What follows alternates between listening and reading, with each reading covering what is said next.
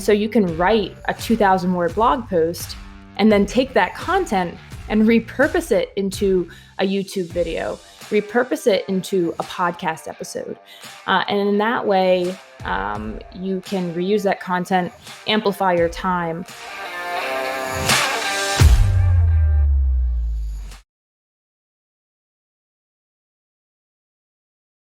Welcome, Liz. Thanks for joining here in the Growth Chat.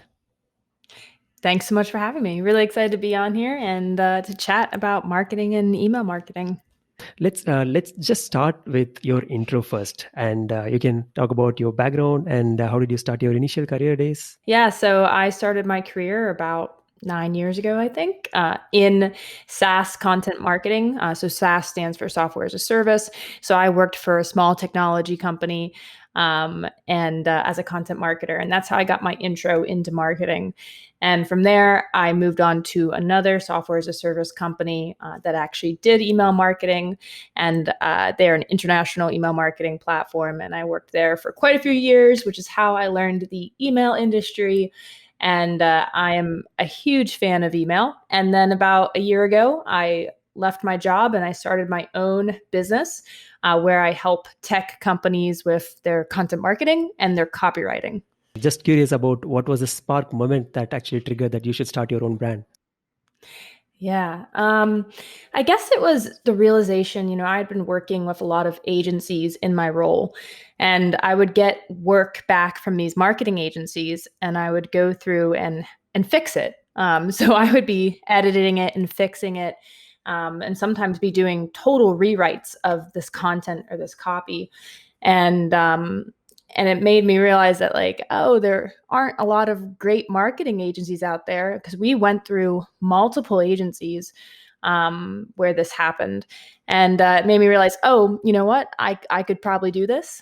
So that was the one moment where I realized that. And then soon after that, I've always loved freedom and having the flexibility to build my own schedule and not have I've never really loved having a boss, and I've loved entrepreneurship, been a huge fan of entrepreneurship, jealously watched entrepreneurs, and all of those factors made me make the leap and start my own business. Wonderful. So you're the solopreneur, you're the boss. Yes. Nice. Wonderful. So let's begin with the basic question. How important a role does the content marketing play for growing business and brands? Yeah, content plays a massive role, and I know I'm biased, but there are so many brands who've grown through content marketing, because really content marketing is a form of salesmanship. And the way it works is that, instead of pushing a product on someone, you're educating them on perhaps a problem that they have in their life and how they can solve that problem. And that's exactly what a good salesperson does. And eventually, in the content cycle, you can introduce your product, and again, introduce it as something that's helping people solve a problem and educate them on how to fix the problems in their life or how to answer the questions that they have. And so content marketing is a really natural form of salesmanship and a great way to flip the relationship with a buyer, so that instead of you advertising to them and pushing a message at them, they come to you for the education. And it kind of flips that relationship where they're seeking you out, so they don't feel pressured or like you're pushing things on them because they sought you out themselves. A push and pull approach shift makes a big difference. Nice. So what are some of the most effective content market strategies and channels in your experience? Yeah, in my experience, one of them is email. If you can have a great email newsletter where each week or maybe once a month or maybe every day, you're sending out a newsletter that's really helpful and informative, it goes right into someone's inbox, that's really effective. And there's a couple of reasons why. One, good email marketing is always permission based. So again, you're getting the permission of the recipient to send them emails before you send it. So that makes it effective. Two, they have that constant reminder right in their inbox. We all check our inboxes multiple times each day, whereas you might not go back to a website and check their blog over and over throughout a day. So having it direct in the inbox is really helpful because that's where people are all day long.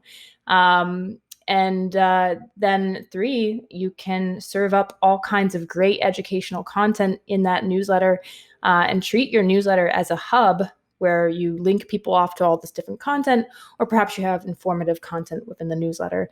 So I really love email newsletters. Closely followed by, I love like webinars and workshops and podcast episodes as well. Wonderful. I guess that's the way that we should start giving value to the customers to pull them in. Nice. Yes. And is there, you spoke about podcast and writing blogs and other content platforms, right? So is there an ideal split to focus on these various content formats, like writing content in blogs or ebooks and podcasts and video? Do you recommend or see any ideal split percentage to focus on?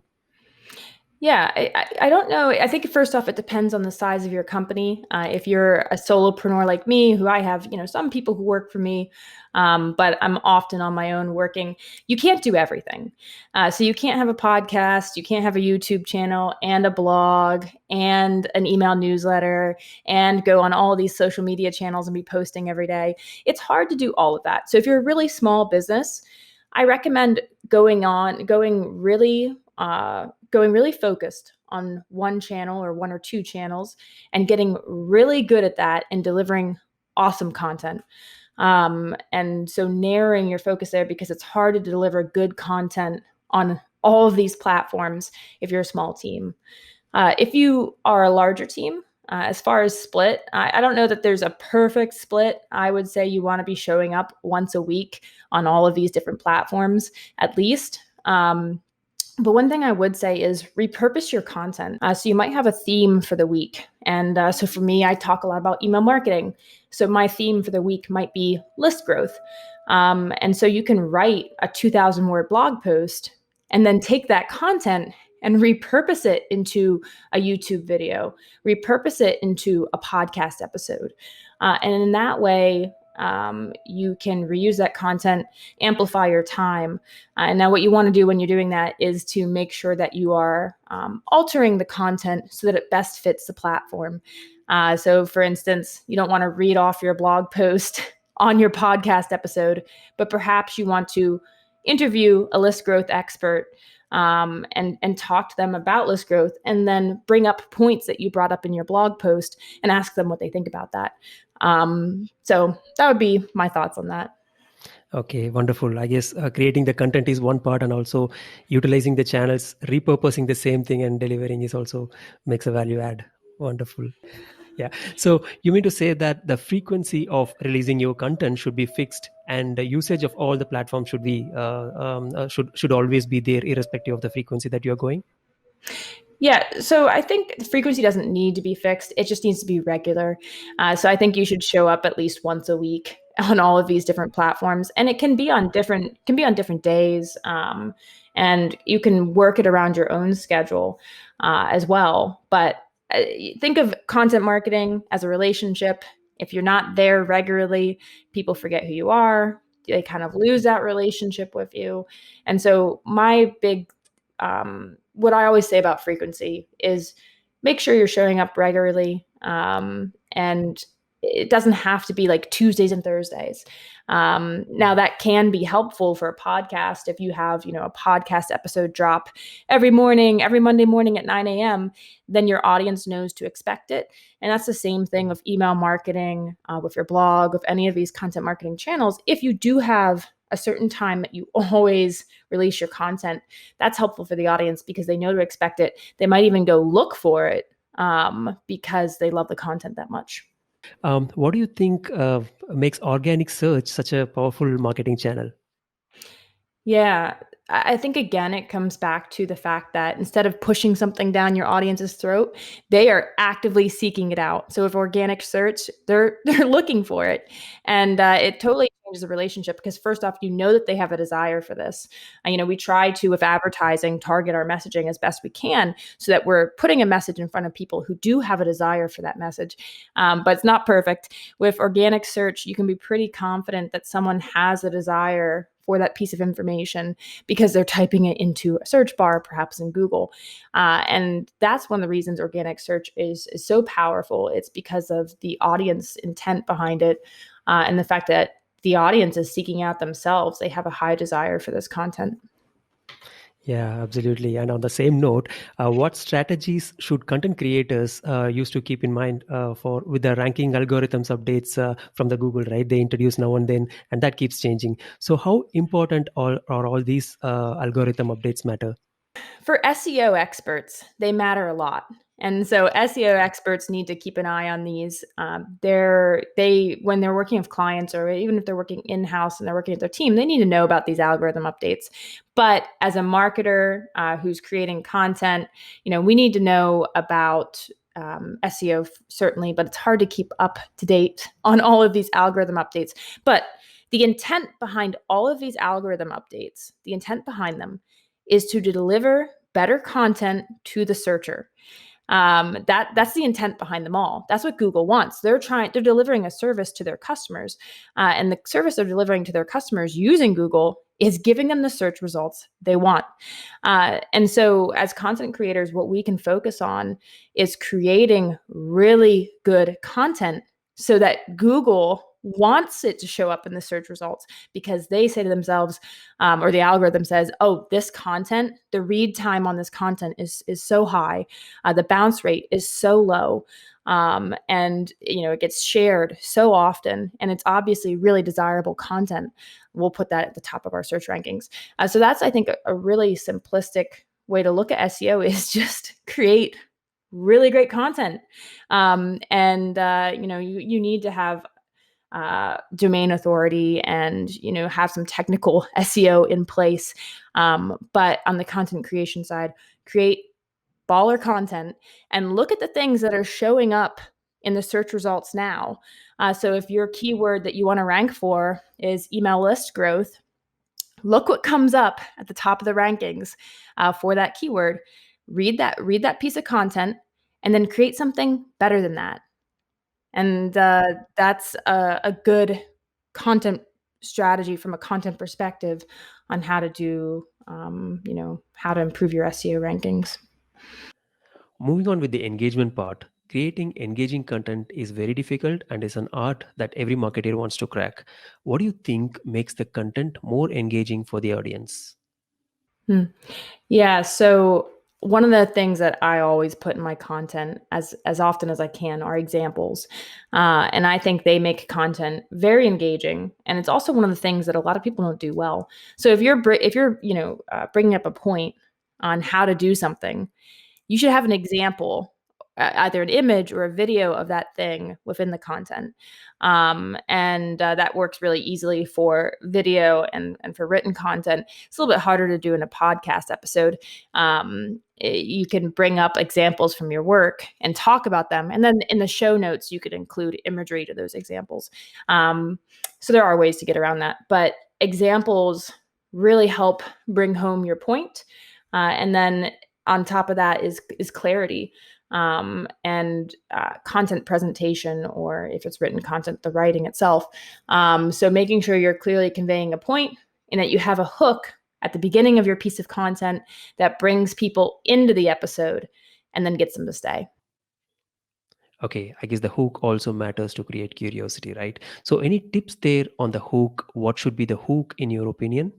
Yeah, there's a lot of different formulas for hooks that you can, look up, but you struck the nail on the head in that curiosity. Curiosity often makes one of the biggest or the best elements of a hook. So curiosity, and then a problem that your audience wants to solve, tend to make really great hooks, and then stories. So if your hook is the beginning of a story, so for instance, a really good hook might be, I want to talk about that time I got attacked by a bear. And then if that's like a marketing piece, you're like, well, wait a minute. Well, first off, you're like, you got attacked by a bear. That's crazy. And then two, how are you going to tie this back to marketing? And I want to hear more. So hooks, curiosity works really well. Stories work really well. And then talking about a massive problem that people have And then another thing is generally people want easy fixes. We tend to be a bit lazy. And so if you can present in your hook, hey, here's this massive problem you have, and here's a way you can fix it in 5 minutes. That can be really effective because people want those quick fixes as well. Quick fixes are a great tip. And also on the marketing part, and also on the ranking part, since ranking content on Google needs some time to reflect and it needs some time to kick in, how do you think one can measure the success of one's content marketing effort before initially? Yeah, so I would look at metrics beyond ranking that show that the content is effective. Is the content being shared? Are there a lot of comments on the content? If it's a podcast episode, are there a lot of downloads? If it's a long form blog article, what's the interactions with that? How are people responding into it? Because if you have a lot of people responding and engaging with the content, I think that's an early sign that you may do well in search rankings, depending on, your keyword usage in the post. But yeah, that's hard. That's a hard question because a lot of people come to me and they might be a startup and they want really quick growth. And they know SEO can work, but they know SEO is a long play. It takes time. It can take 6 months to a year to really start ranking for a lot of these keywords, and it's a long play. And so for startups who want to grow really quickly, it's hard to convince them that it's worth investing in. But it's like that quote, if you plant a tree now, or if you plant a seed now, you get to enjoy the tree later. And so with SEO, you have to get started at some point, and it's better to do it sooner or later. And yes, it's an investment, and yes, it takes time. But in the meantime, when you're not ranking, your goal is to create really engaging content that people want to share. If people are sharing it with each other and naturally they consume this piece of content and they're like, oh, I need to share that with this person, this person, this person, that's awesome. Then you've created content that is referral worthy. And that's really what you look for in the short game. Perhaps, that can lead to virality too. Yeah. I guess it's definitely a long game and not a quick fix. What's your North Star metric for evaluating content marketing success? I would say referrals and sharing of the content, because that shows that it's really next level content. If you're getting people to share it on social media, on different places, it's not only that they just enjoyed it, but that it was so good that they want to share it with their audience or with their followers or whoever. So definitely look for that.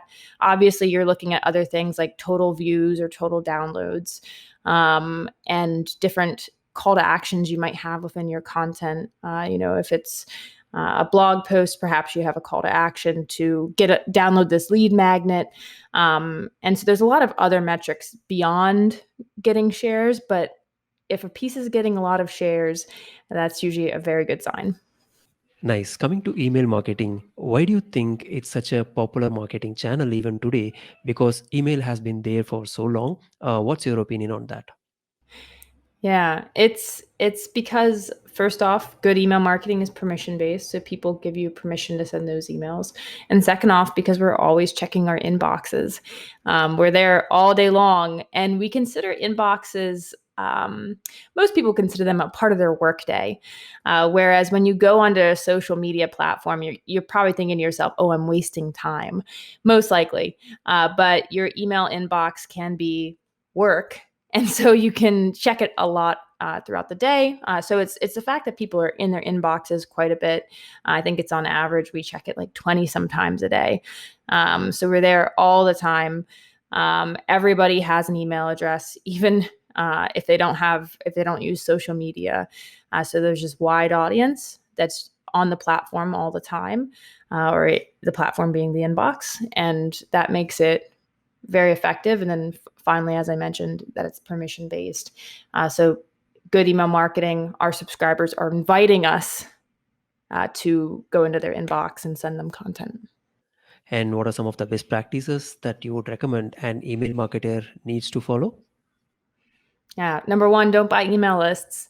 Um, buying email lists is again, when you buy an email list, it's first off, you're not using permission marketing. You're sending people content without their permission, which will really tank your open rates and your click-through rates, which in turn might tank your email deliverability. And so you might have a hard time getting into the inbox because ISPs like Gmail and Yahoo often base deliverability on whether people are opening and clicking your emails. So that's one reason. Two, buying email lists, I consider it a bit unethical. I wouldn't want my email address sold. And so I'm not going to send to people who, without their permission, had their email address sold. And then third, you bump into some legal issues with buying email lists in certain countries. So for instance, you may have heard of the GDPR, and that's big in the European Union. So if you have any email subscribers who reside in the European Union, you can't use purchase lists unless you want to risk getting in legal trouble. And that's also the case in California, in the United States. And there are a lot of other countries that have spam regulations and regulations against buying email lists. So I recommend don't buy an email list. And then two, send email content that's wanted and expected. So content that your subscribers want in their inbox, so it's valuable to them, useful to them, informative, humorous, entertaining, and then expected in that when they subscribe to get emails from you, they know what kind of content you're going to send them. And so, for instance, if you have a blog where you talk about home improvement, you send them emails about home improvement because that's what they expect from you. And you don't send them, an email about hair care, for instance. So sending wanted and expected emails. Nice. And also, there is a straight no for buying an email list. What do you think is the most important email metric to track to understand your campaign performance? Hmm. It's probably either your sales rate from your emails or your click-through rate. Those are the two that I always measure. You're not always going to have sales from an email. Sometimes you're just measuring click-through rate. But that's what I think is most important. And that's what's most easy to track. A lot of people focus on open rates, but open rates are notoriously inaccurate for a slew of reasons. So while I always keep an eye on open rates, I don't think they should be what email marketers should obsess over. Instead, look at click-through rates and your sales from your email. So, how do you actually target to increase the list? What are the recommendations to increase the list organically?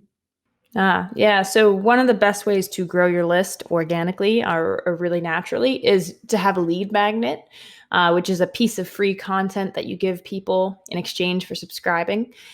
So for instance, I have a lead magnet on my own website and it's called How to Get Benchmark Busting Email Open Rates. And so I talk about the topic of open rates and also I talk about how they can be inaccurate. And so it's a piece of free content I share on my website. I also share it on social media platforms. It really organically gets me a lot of email subscribers, and you create that lead magnet once and you optimize it over time and improve it. But it's a great way to grow your list. And again, grow your list via bringing people in with really great content. And any tips and tricks or best practices that one should know in email marketing, like length of the subject or the actual content in the mail? Any tips there? Yeah. So one of the things I recommend of email content, especially if you're struggling to write email content, is to use copywriting formulas. I use copywriting formulas all the time myself, and they're really effective. And so what they are is it's basically, a guide on what to have in your email content. One of my favorites is called PAS, PAS, and it stands for problem, agitation, solution. So you introduce a problem in the first line of your email or in your subject line. And then as the email content goes on, you agitate that problem. So you're explaining in clear detail why it's such a massive issue and like what problems does this problem even cause, and you really make people feel that problem, and you're trying to get them to think here like, yes, this is exactly what I'm dealing with. And at that point, you introduce a solution to the problem. And so, for instance, if it's an email and you're sending a blog post, the solution to the problem might be the blog post. So if you have a blog post you've written on 20 ways to grow your email list, the problem you might introduce at the beginning of your email is it's really hard to grow an email list. And you might have tried X, Y, and Z to grow your list, and it might not have worked. And then you go on and agitate this problem. Then you're like, hey, but here's a solution. We wrote this post on 20 ways to grow your email list. Check it out. And so that would be an example of a copywriting formula. There are a bunch of them. If you Google copywriting formulas, you'll find them. They'll come up. But I use a lot of these formulas because one of the hardest things when it comes to writing content in general is starting with a blank page. And copywriting formulas give you basically an outline for your email without you ever even needing to write the outline. And so it's really helpful. And so I'd recommend formulas. And then as far as subject lines and subject line length, there's a few things to keep in mind. One is that in most inboxes, subject lines get cut off at somewhere between 30 and 40 characters. So on mobile devices. So if you want to cater towards your mobile readers, which mobile readers, according to Litmus, a recent study, make up around 50% of your email subscribers. And so if you want to cater towards those mobile readers, you might want to keep your subject lines at 30 characters or less, it's a pretty short subject line. And then make sure to use your preview text, which appears to the right of the subject line, to add context. So you can try short subject lines, but you can also, if you really want to stand out and be different, try really long subject lines. They'll get cut off on mobile, certainly, which could make people curious actually, because it got cut off and they're like, oh, what does this subject line say? Around, I mean, if the length is too long, we don't bother to open and check it out. It can work. It might work for some people and not others. I've seen certain email marketers who are very successful and they have these crazy long subject lines. And then I've seen others who they have subject lines and they're 2 words. Like the words might be, email marketing. That might be the subject line. And again, it's like, it's typically the topic of the email. And for this individual, it's Brian Dean, the founder of Backlinko. It works really well. It's difficult for a beginner to implement the formula. Only to use the subject and bring the hook out of it, quite difficult. Yeah, moving on. Where do you think email marketing is heading in the future, given the AMP emails allows user to insert forms, carousels, and other interactive stuffs in the email? Can you start with what is AMP first, and then move on with explaining the details, please? So AMP email, I love AMP for email, and I'm really excited about it. It's not widely used right now, but it should be. And so what AMP does is in simple terms, it makes our emails more like a website. So historically, emails have always been static documents, meaning that once they're sent and once they're in the inbox, they don't change. So if you have a typo, or in your content of your email, you're stuck with that.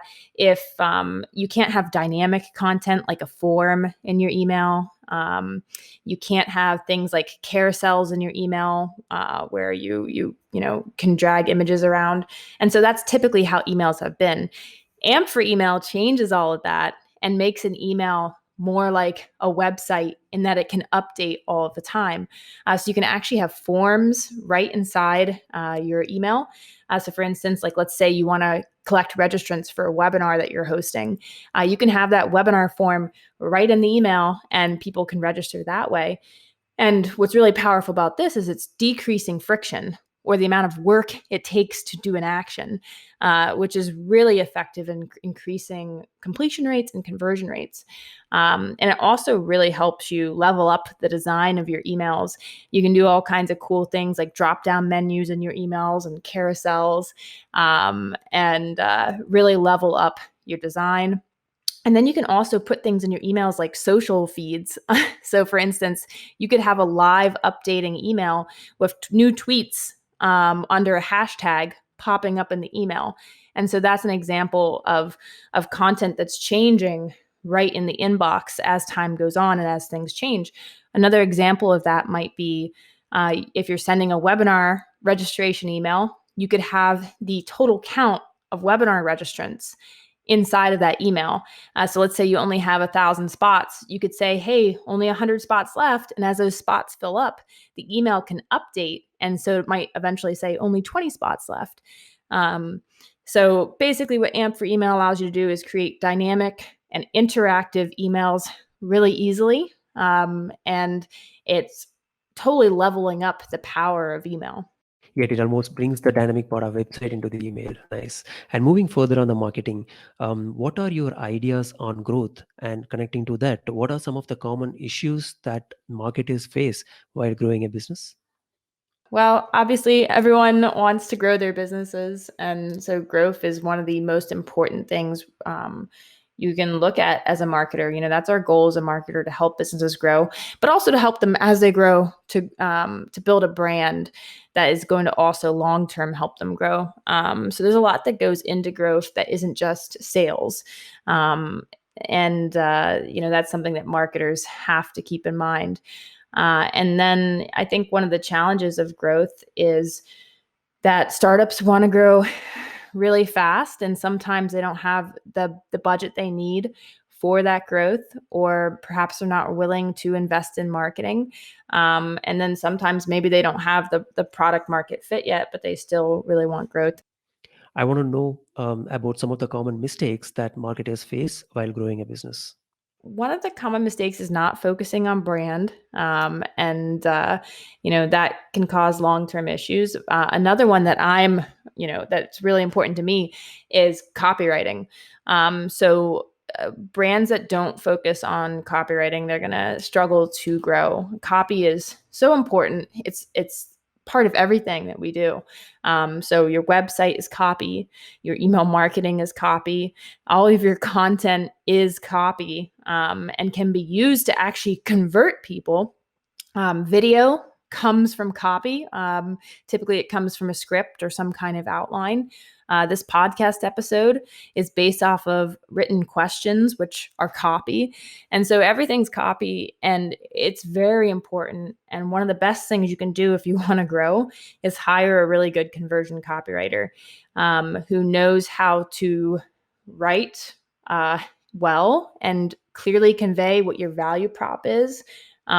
And make people curious to get their attention, convey that value prop, show you how they solve a problem. And so focusing on copy is super important for startups who want to grow, for any business who wants to grow.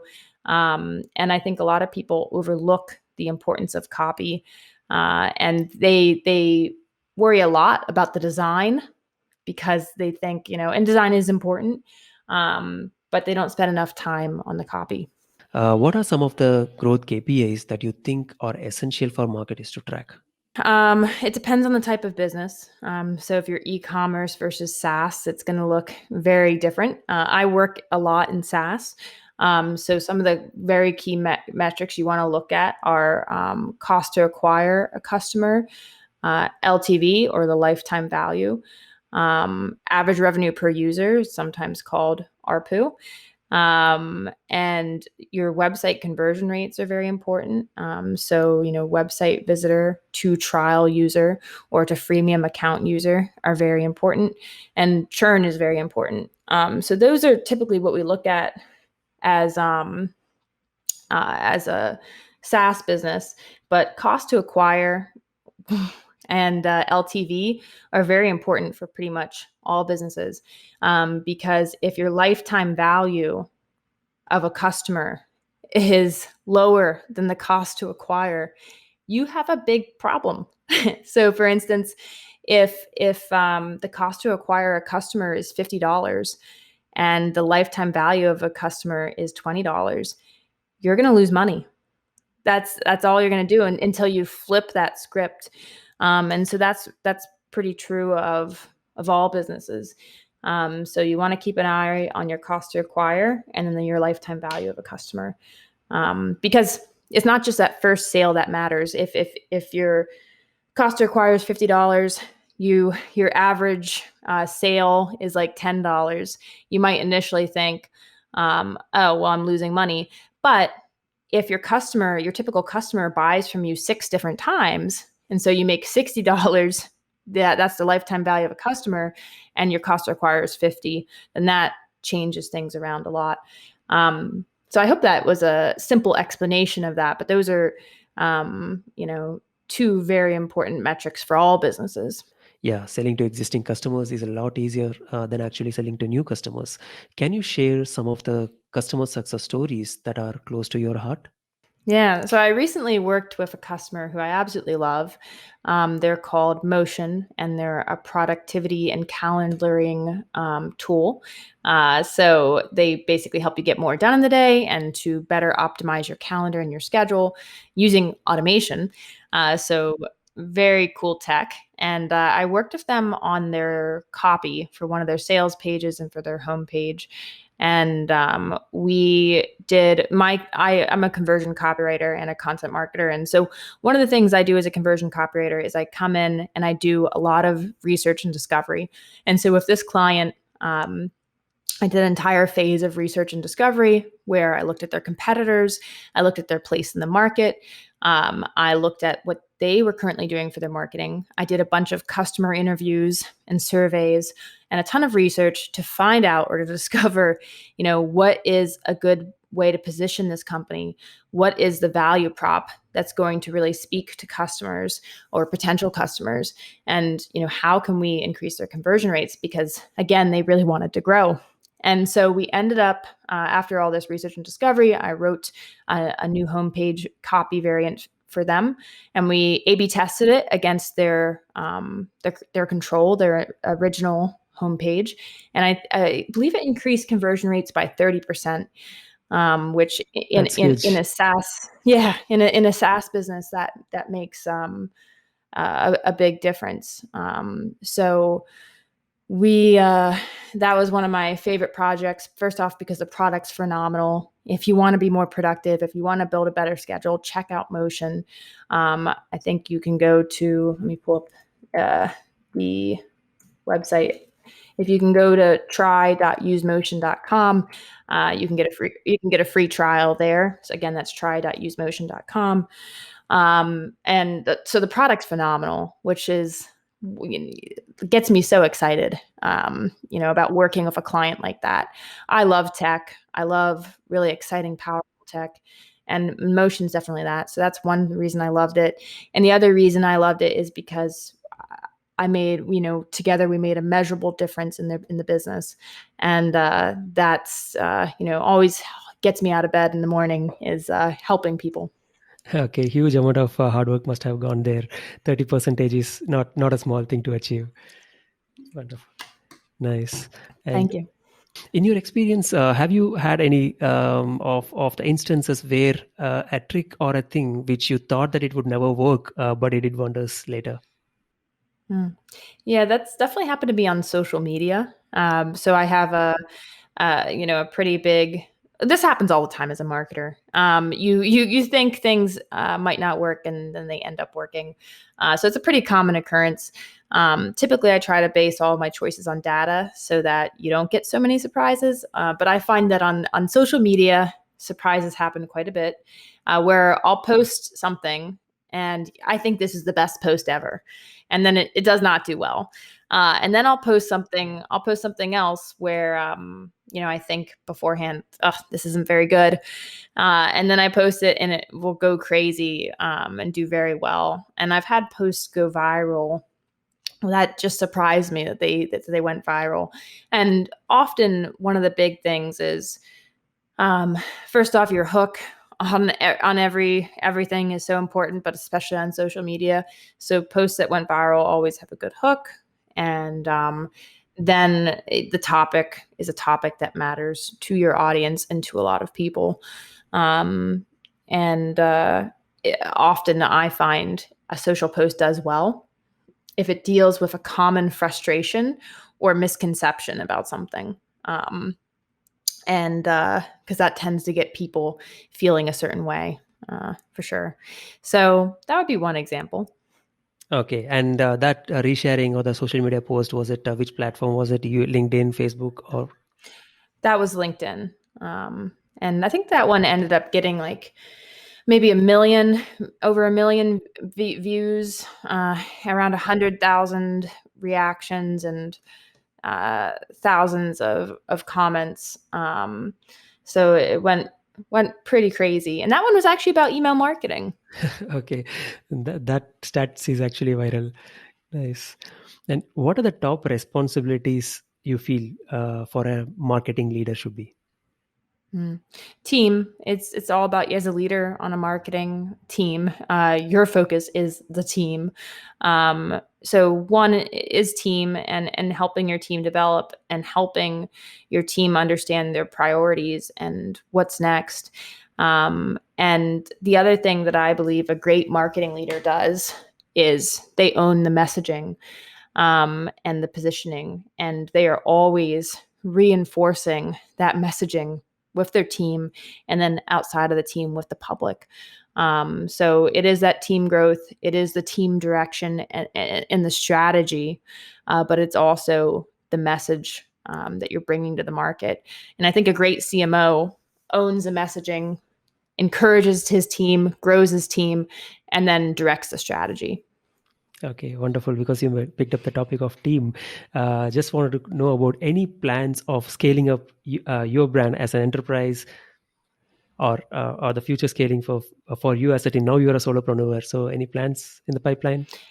Yeah, so I currently work with a lot of freelancers and consultants who I outsource work to, and so I manage consultants.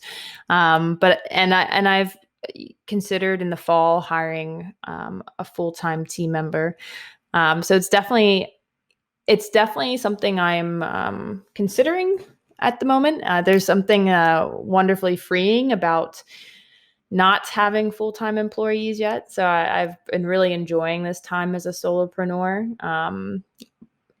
But I take it very seriously, the responsibility of an employee. If you have an employee, basically as the boss, my job is to take care of them, help them grow their career, and be a servant to them.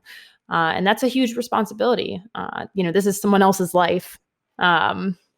And so I do take that very seriously. So that's why I've taken some time to think it over. But it's probably coming down the road. Okay, wonderful. Nice.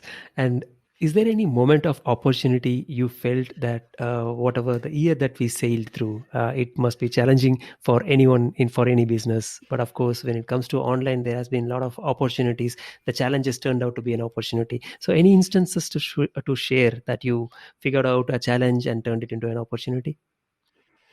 Yeah, I mean, in 2020, as you brought up, there were a lot of challenges. And one of the ones, for obviously that affected everyone, was COVID. And for me, COVID, I had been planning to start my business and leave my job, and COVID delayed that. And I decided when COVID happened, oh, I'm not going to start my business yet. It's too uncertain of a time. And then, as I was thinking about it a bit more, I did some research, and actually, while advertising agencies, their budgets got slashed in COVID, for content marketing and copywriting, demand actually increased due to COVID, because people wanted to invest in um, those long-term marketing channels that can bring growth for many years, whereas advertising, you have to keep pumping money into it, right? And so it actually was an opportunity, and that was one of the reasons I ended up making the move and leaving my job and starting my business in the midst of COVID. And it ended up being an opportunity for me. There was also a massive growth in the tech sector, thanks to COVID. And I've worked in tech all of my career. I specialize in working with tech companies now. with my own business. And so the massive growth in tech was actually one of the upsides of COVID. Although COVID has been, such a terrible, difficult time, there were positive things that came out of that for some people, and that negative situation was actually an opportunity in some ways, and caused some market growth. Yeah. Yeah, I guess the content market is also booming a lot with this COVID. Everyone is sitting inside and just creating content. Nice. Yeah, and Yeah. people have time, when they're not commuting so much, they have more time to consume content and to learn. And there's actually a change in content usage with COVID. So, for instance, podcast listening actually decreased because less people were commuting. Back in 2020, and a lot of people listen to podcast episodes in their commute. Now that things are reopening, at least in the U.S., a lot of things are reopening. That is not the case everywhere. But as things start to reopen around the world, as we move towards that goal, and commutes come back, then we'll see more shifts in content as well. Yeah. I guess the majority of the podcast listeners are the actual commuters and not people sitting at home. Now the creators are there, but there is no commute. Yeah, Yeah. nice. Yeah. So, what keeps you motivated in your daily life? I'm very competitive. And so that keeps me motivated. And it can be a good and a bad thing. So my competitiveness sometimes can make me unhappy because I'm always comparing myself to someone and trying to be, to improve myself. So it can be negative, but it also helps me remain productive. But then, I also use tools to help me be productive, like Motion, and systems as well. So I have a pretty strict morning system of what I do. I wake up pretty early. I spend some time reading and meditating, and then working out. And then I get into my work day. So that can be really helpful too. Okay, I guess you have a pretty disciplined early morning habits. Wonderful to know. Most of the time, but I'm not perfect. So if you're, a lot of people will say, "Oh, I wake up at 4 a.m. every morning, and then I do 2 hours of working out, and then I eat just vegetables."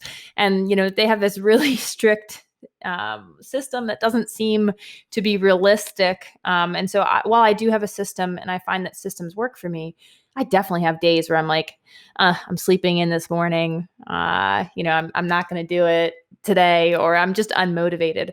And so that's okay too. I think, we all see these fake ideals on social media where people say, every morning I always do this and I'm basically the perfect person. And we look at that and we're like, oh, like I'll never measure up to that. And so I'm not good enough. And so I can't do this. And that's, I just want everyone to know, like, while I do have a system, I mess up all the time on it. And one of the things I'm working on is telling myself, like, hey, that's okay. It's not the end of the world. I'm going to have mornings or days where I'm less productive. And that's because I'm human. Yeah, of course. Yeah, great. And let's end up with, what is your passion outside of the marketing? I love doing anything outside, but I especially love playing volleyball. So I play a lot of volleyball. That's one of my favorite things to do. And then I also really like to travel, but it's hard to travel right now, so haven't been traveling as much. Okay. That's wonderful. I had thoroughly enjoyed this entire conversation, and it's great to get all the insights complete out of your experiences. Thank you very much, Liz. For people who don't know about you and wanted to follow you, so where should they catch you? You can find me on LinkedIn under Liz Willits, and Willits is spelled Willits, or you can find me on Twitter under Liz Willits, or you can check out my website, lizwillits.com. So just use my name and you can find me pretty much anywhere. Yeah. And Ashok, thank you so much for having me. Thank you very so much. Thank you for coming on the show. Take care.